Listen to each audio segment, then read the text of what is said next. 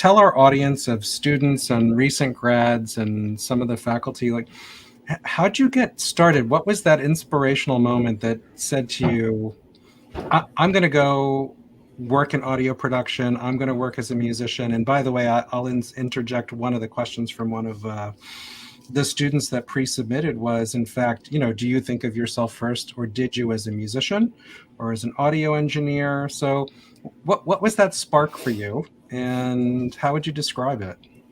I was lucky enough to land an apprenticeship with EMI, which was, of course, the parent company of Abbey Road, and I did a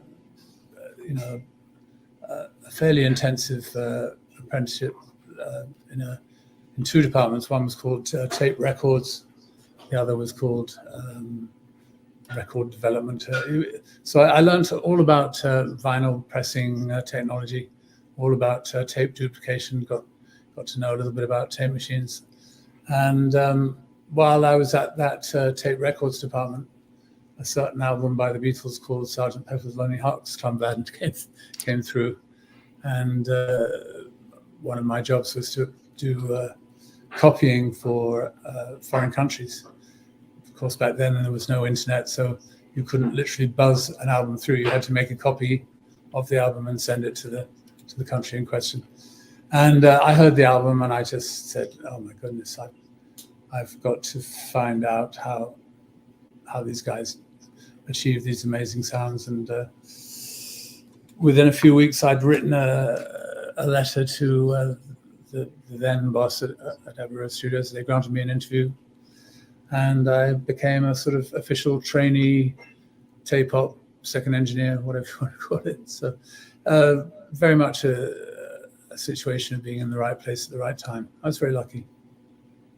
And to that question from one of the students who pre-submitted, do you think, to the question that came in early before the event today, did you think of yourself as I'm going to work in audio, I want to be a mix engineer? Were you thinking about that as a parallel path to being a musician, always together, one or the other? I think it was, I was playing in a band at the time that I was working at Hayes for the tape records, and I think as soon as I actually started work at Abbey Road, I said, "Oh, this is going to be my chosen career path. I'm going to learn to be a first class engineer, and one day I'm going to be another George Martin or a Mickey Most or whoever it was." And it was actually a pretty short time before I got into production. Within about 4 years of my first setting foot inside the studios, I was already producing, and I'd started engineering within 3 years. So everything moved very quickly back then. Fantastic. Thank you, Alan. And how about you, Julian? A similar question to you. Like, what was the early inspiration? Because the students in the audience want to know, what was in your mind when you got started and thought about early careers? Was it playing? Was it other things? And then a little bit about how your trajectory or path pointed you to where you are today. Right. Well, I was always a musician, first and foremost. Although, back in the late 60s, I used to dabble with reel-to-reel tape machines and do what they called Sound on Sound, which became a very well-known magazine. But, recording yourself over yourself again and adding another part. So I was always interested in recording, but I was predominantly a keyboard player and a songwriter. And, like so many people, I'd send in tapes to John Peel and send in tapes to labels, Apple. And eventually I joined a band, or formed a band rather, and got signed to a label called Charisma, which was a very important independent label, funnily enough, that also signed Alan when I was 19. And, I think it's your first kind of acceptance by the industry. That's the toughest. And I think that's something that to bear in mind for people. You know, they think, God, how do I get going? And that is a difficult question. But once somebody said, yeah, okay, let's give this guy a chance or that girl a chance, you know, the next one is never so difficult. But getting that first opportunity, you've just got to try every avenue. And I did.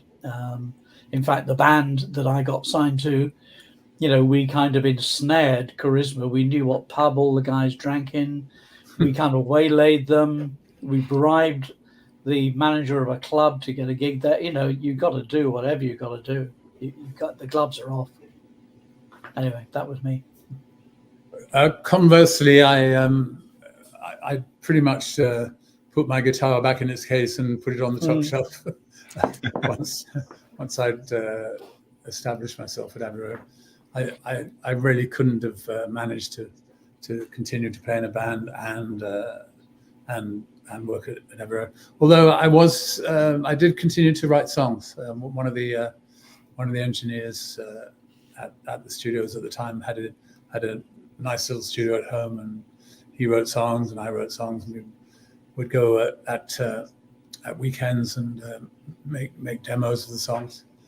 But I really did focus quite strongly on just furthering my engineering skills and learning. I mean, I've always said this: you learn so much about engineering just by watching others, and same with production.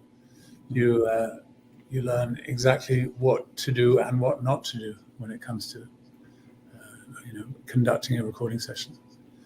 Really very, very valuable experience working with, of course I had the fantastic good fortune to work with the Beatles and Pink Floyd, but there were, every experience was something new.